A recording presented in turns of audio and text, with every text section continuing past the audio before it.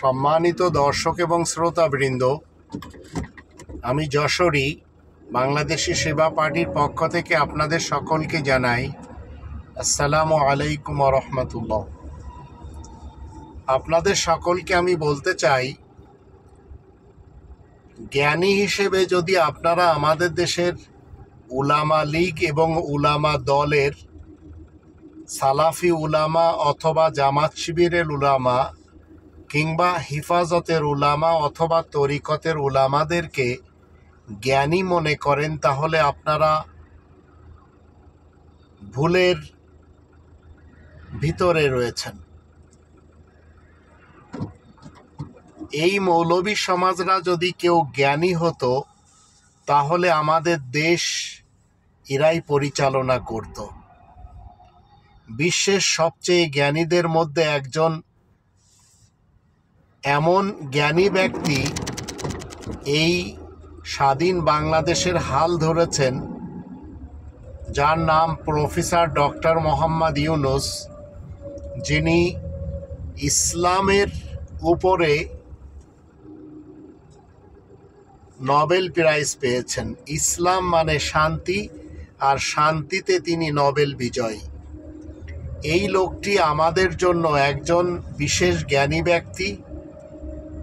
Inner সাথে যদি আমরা এই মুহূর্তে সবাই মিলে দিতে পারি, তাহলে অবশ্যই আমরা এই দেশকে সুন্দরভাবে একটি চিত্র দেখতে পারবো এবং আল্লাহ তাআলার শান্তির রাজ্যের এই ভূখণ্ড অবশ্যই ভূস্বর্গে পরিণত উনি করে দেবেন, যদি আমরা ওনার সাথে দেই।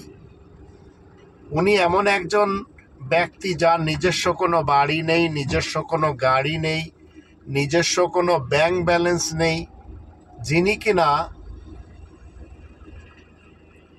দেশের মানুষের জন্য বলেই চলেছেন যে আমরা 18 কোটি মানুষ একটি ফ্যামিলির, একটি পরিবারের, তাই আমরা সবাই মিলে যদি ঐক্যবদ্ধ থাকি তাহলে আগে বাড়তে পারবো, আমাদের ভবিষ্যৎ উজ্জ্বল হবে, কেউ বাধা দিতে পারবে না। যদিও অনেক ধরনের দেশদ্রোহীদের পক্ষ থেকে এবং ভারত প্রেমীদের পক্ষ থেকে, রয়ের পক্ষ থেকে, আবার বিভিন্ন মৌলবীদের ফতোয়ার কারণে মতবিরোধ করা হচ্ছে এবং বিভিন্ন ধরনের কথাবার্তা বলা হচ্ছে। তো যারা দেশদ্রোহী লোক, যারা ভারত প্রেমী লোক, তারা কখনো ডক্টর মোহাম্মদ ইউনুসকে পছন্দ করবে না। যারা খুনি খালেদা জিয়ার পা চাটে, যারা খুনি হাসিনার পা চাটে, তারা কখনো ডক্টর মোহাম্মদ ইউনুসকে পছন্দ করবে না। উনি যেভাবে দেশকে এগিয়ে নিয়ে যাচ্ছেন, কখনো আমাদের দেশের যে সবচেয়ে বড় মুনাফিকিনদের পার্টি, যার নাম বাংলাদেশ জামাতে ইসলাম, এরাও পছন্দ করবে না। কারণ আমাদের দেশের এই উলামা লীগ, উলামা দল, সালাফি উলামা, হিফাজত উলামা কিংবা তরিকত উলামা, আর যত পীর রয়েছে, মাশায়েখ, দাবিদার, এরা সবাই মনে করে চলেছে ওদের মতবাদ অনুযায়ী ডক্টর মোহাম্মদ ইউনুস কেন দেশ চালাচ্ছে না।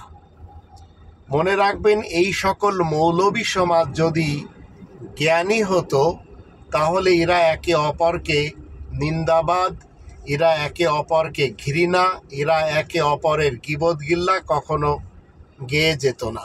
আমরা দেখেই চলেছি, এক মৌলবীর ফতোয়ার বিপক্ষে আর এক মৌলবীর ফতোয়া।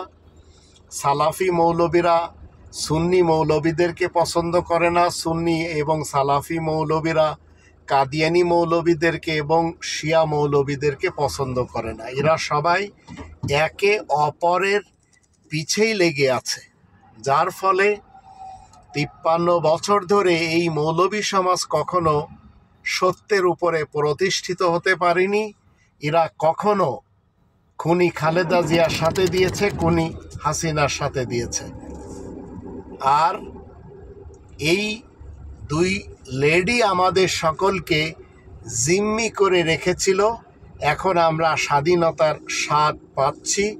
আমরা এখন বাক স্বাধীনতা যে আমাদের রুদ্ধ করে দেওয়া হয়েছিল, সেখান থেকে আমরা নাজাত পেয়েছি। এই মৌলবী সমাজ যদি ভালো কিছু জানতো এবং মৌলবী সমাজের মধ্যে যদি কোনো জ্ঞানী ব্যক্তি থাকতো, তাহলে মাদ্রাসা শিক্ষা বোর্ডের প্রধান একজন ভারতের রয়ের পা চাটা হিন্দু অন্তত হতো না। এগুলি আপনাদের সকলকে মেনে নিতে হবে এবং বিশ্বাস করতে হবে, এগুলি সব সত্য কথা। আবার যে সমস্ত লোকেরা আমাদের দেশে মৌলবীদের পিছনে যে নিজেদেরকে মনে করে চলেছেন, তারা খুব সুন্দরভাবে ইসলাম মেনে চলছেন, তো মনে রাখবেন এই সকল মৌলবীদের কাছে অন্তত ইসলাম নেই। এরা একজনও ইসলামের উলামা না, এরা সবাই মাযহাবের, মাসলাকের, ফিরকার, পার্টির এবং আসলাফ আর আকাবিরদের মৌলবী সমাজ, তাদের অনুসারী। এরা সবাই তাদের মতবাদের উলামা বা মতবাদের মৌলবী সমাজ। এরা কেউ কোরআন জানে না এবং এরা কেউ কোরআন মানে না। মুখে যদি মানার কথা বলে, তাহলে এদের আমল হচ্ছে আরব ইতিহাসের একজন মহা মূর্তির রেওয়ায়তের উপরে এরা সবাই প্রতিষ্ঠিত। এরা কেউ কোরআনের মুহাম্মাদুর রাসূলুল্লাহ ওয়া খাতামান নাবিয়িনকে জানতেও চায় না, মানতেও চায় না। তবে ইতিহাসের একজন মোহাম্মদ নামক মোহাম্মদ ইবনে আবদুল্লাহ ইবনে আব্দুল মুত্তালিব বিন হাশেমকে মেনে চলে, যার সাথে কোরআনের ইসলামের কোনো সম্পর্ক নেই। তাই তাকে যারা মান্য করে, তারা কেউ কাদিয়ানি মুসলমান, কেউ বাহাই মুসলমান, কেউ শিয়া মুসলমান, কেউ সুন্নি মুসলমান, কেউ সালাফি মুসলমান, কেউ ওয়াহাবি মুসলমান, আবার কেউ তাবলিগি মুসলমান, কেউ হানাফি মুসলমান, কেউ শাফি মুসলমান, কেউ হাম্বলি মুসলমান, কেউ মাতুরিদি মুসলমান, আবার কেউ মালিকি মুসলমান। এইভাবে মুসলমানদের মাঝে যখন আমরা ফিরকা, পার্টি, মাসলাক আর মাযহাব দেখি, তখন এদের ভিতরে আমরা জ্ঞানী বলতে আর সত্যিকার আলেম বলতে কাউকে খুঁজে পাই না। এ কারণেই আমাদের দেশে এত বেশি পীর রয়েছে যে পীরেরা একে অপরকে দেখতে পারে না। যেমন আটরশি দেখতে পারে না চরমোনাইকে, চরমোনাই দেখতে পারে না শর্ষিনাকে, শর্ষিনা দেখতে পারে না অন্যান্যদেরকে। এইভাবে লেগেই আছে। চন্দ্রপাড়ার পীর আলাদা, টেকেরহাটের পীর আলাদা, সাইদাবাদের পীর আলাদা, কুতুববাগের পীর আলাদা, মাইজ ভান্ডারের পীর আলাদা। আবার যারা অতীতকাল থেকে এদেশে এসে নিজেদের ব্যক্তিত্বকে গেড়ে নিয়েছিল, তারা সবাই এখানে বড় বড় মাজার কোম্পানিতে তারা নিজেদেরকে আত্মপ্রকাশ করেছে। যেমন খান জাহান বাগেরহাটে, যেমন শাহ মাকদুম, যেমন শাহ আলী, যেমন সিলেটে শাহজালাল। ঠিক এইভাবে পুরা বাংলাদেশ এই মাজারে এমনভাবে ছেয়ে গেছে যে সেখানেও শত শত না কোটি কোটি মানুষ কোনো না কোনোভাবে যে কেউ ছাগল নিয়ে যাচ্ছে, কেউ গরু নিয়ে যাচ্ছে, কেউ টাকা পয়সা নিয়ে যাচ্ছে, কেউ মুরগি নিয়ে যাচ্ছে, কেউ বিভিন্নভাবে অনুদান দিয়ে সেইগুলিকে চাঙ্গা করে রেখেছে। অথচ আল্লাহমুখী হতে কেউ রাজি না। সবাই এই সব মুখী হয়ে, এই মৌলবাদদের মুখী হয়ে এদের দিকে যে কেউ উলামা লীগ হয়ে, উলামা দল হয়ে, সালাফি উলামা হয়ে, আবার কওমি উলামা হয়ে এই দুটি নারীকে mother of democracy, mother of humanity, এমনকি খুনি হাসিনাকে তারা কেউ জান্নাতে জান্নাতের সুসংবাদ দিচ্ছে, আবার এরাই মিলে তাকে কওমি জননী বানিয়ে তার জন্য এরা আবার শুকরানা মাহফিল করেছে। এখন এই শিক্ষিত ডক্টর মোহাম্মদ ইউনূস, ইনার সাথে যদি আমরা সবাই দিতে পারি, যতদিন ইনি দেশটি পরিচালনা করবেন ততদিন কোনো না কোনোভাবে আমরা প্রতিদিন সুখের কোনো না কোনো কিছু আমরা ওনার কাছ থেকে পাবো এবং সুসংবাদ পাবো। আবার স্বাধীন বাংলাদেশ আগে বাড়বে, এর জন্য আমরা প্রতিনিয়তে সুখের ভোর আমরা উদয় হতে দেখব। এখন যারা বলছেন তাড়াতাড়ি নির্বাচন দিতে হবে, মনে রাখবেন তারা সবাই এই মহান ব্যক্তিকে অপছন্দ করেন। যারা বলছে তাড়াতাড়ি ফেয়ার ইলেকশন দেওয়ার ব্যবস্থা করেন, মনে রাখবেন এরা সবাই লুটপাট করে খাবে। আবার জামাত ইসলাম মুনাফিকিনদের একটি বড় দল আমাদের দেশে, এরা কখনো খুনি খালেদা জিয়ার সাথে, কখনো খুনি হাসিনার সাথে দিয়ে এই দেশকে ধ্বংস করে দেওয়ার পিছনে সবচেয়ে বড় রোল প্লে করেছে।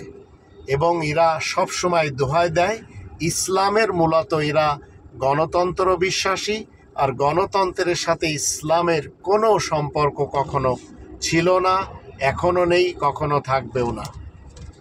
এখন যদি আপনারা মনে করেন এই জামাত শিবিরের সাথে দিলে এদেশ আগে বাড়বে, তো ডক্টর মোহাম্মদ ইউনূসের বিকল্প অন্তত নেই। তিনি জামাত শিবিরের লোকও না, তিনি উলামায়ে দেওবন্দ, উলামায়ে বেরেলি অথবা সালাফি উলামা, কিংবা উলামায়ে হিফাজত অথবা উলামায়ে তরিকত, এদের কারোর উনি বিশেষ কোনো অংশ নন। উনি একজন শিক্ষিত ব্যক্তি, 84 বছর ওনার বয়স। এই মুহূর্তে উনি চাচ্ছেন দেশকে সুন্দরভাবে গড়ে দিবেন আমরা যদি ওনার সাথে দিতে পারি। বাংলাদেশি সেবা পার্টি এদেশের প্রত্যেক সেবক সেবিকাদেরকে পছন্দ করে, যারা কিনা মানবতার কল্যাণে কাজ করে চলেছে, যারা কিনা ন্যায় বিচারের জন্য কাজ করে চলেছে, যারা কিনা ন্যায্য পাওনা দেওয়ার পিছনে কাজ করে চলেছে। কারণ বাংলাদেশি সেবা পার্টি এদেশের খনিজ সম্পদগুলি সুযোগ পেলে 18 কোটি মানুষের মাঝে সমানভাবে বন্টন করে দিবে, তাতে সবাই ইনশাল্লাহ কোটিপতি হবে। আর এদেশের প্রত্যেকটি মানুষ যেন সুবিচার পায়, তাই বাংলাদেশি সেবা পার্টির একটি বিশেষ স্লোগান হলো উই ওয়ান্ট জাস্টিস। তাই আসুন আমরা সবাই এই উলামায়ে সু, উলামায়ে আজাজিল, উলামায়ে ইবলিস এবং উলামায়ে শায়াতিনদেরকে বয়কট করে, উলামা লীগকে বয়কট করে, উলামা দলকে বয়কট করে, উলামায়ে হিফাজত, উলামায়ে তরিকত, উলামায়ে জামাত শিবির এদেরকে বয়কট করে আমরা শিক্ষিত ব্যক্তির পিছনে চলি। তাতে ইনশাআল্লাহ আমরা ছোটবেলায় শুনেছি মূর্খ বন্ধুর থেকে শিক্ষিত শত্রু ভালো। তো ডক্টর মোহাম্মদ ইউনূসকে যারা মনে করে চলেছেন তিনি একজন সুদখোর, যেভাবে তারিক মোনাওয়ার রকেট হুজুর বলেছেন, যেভাবে মামুনুল হক হিফাজতের উনি বলেছেন, যেভাবে পীর আব্বাসী ইনায়েতুল্লাহ বলেছেন, মনে রাখবেন এরা সবাই সুবিধাবাদী, এরা সবাই হচ্ছে দুমুখ লোক। যেদিকে শক্তি দেখে সেই দিকে এরা জাহাপানা বলে, আর এরা যখন সুযোগ পাবে ডক্টর মোহাম্মদ ইউনূসের সাথে হাতও মিলাবে। তাই আসুন আমরা সবাই এই ভণ্ড মৌলবীদের থেকে অন্তত আমরা সুশিক্ষায় শিক্ষিত এই ডক্টর মোহাম্মদ ইউনূস, ইনার সাথে দিয়ে আমরা অন্তত একটি ভালো গন্তব্য দেখি। আল্লাহ আমাদের সেই তৌফিক দান করুন। আর বাংলাদেশি সেবা পার্টির ব্যাপারে আপনারা জানুন, এরা মূলত এদেশে এমন ন্যায়নীতি, এমন ইনসাফ আর এমন অন ইলাহ হিসেবে, একক হুকুমদাতা হিসেবে রব্বুন আল্লাহ বলে এই দেশকে পরিচালনা করতে চায়। আর এরা চায় সেবা দিতে। এরা কখনো রাজনীতি থেকে একটি টাকাও ইনকাম করতে চায় না এবং দেশকে সামনের দিকে নিয়ে যাবে রব্বানি কনস্টিটিউশন যা আল্লাহ আমাদেরকে দিয়েছেন সেটিকে সামনে রেখে। এরা কখনো গণতন্ত্র, রাজতন্ত্র, সমাজতন্ত্র কিংবা মোল্লাতন্ত্রকে পছন্দ করে না। এমনকি এই মুহূর্তে জাতীয় সঙ্গীত নিয়ে যত কথাই চলছে, বাংলাদেশি সেবা পার্টির পক্ষ থেকে আমি আপনাদের সকলকে বলতে চাই, আপনারা এতটুকু অন্তত একটু চিন্তা করে দেখুন যে কোনো মানুষের লেখা কোনো গান, কোনো মানুষের লেখা কোনো কবিতা, কোনো হামদ, কোনো নাত, এগুলি একটি দেশের জাতীয় সঙ্গীত হতে পারে না। বরঞ্চ আমরা আমাদের সন্তানদেরকে শিক্ষাঙ্গনে যদি এমনভাবে তাদের ভোর আমরা দেখতে চাই যে তারা যেন কোনো না কোনোভাবে যখন এরা স্কুলে শিক্ষাঙ্গনে সেখানে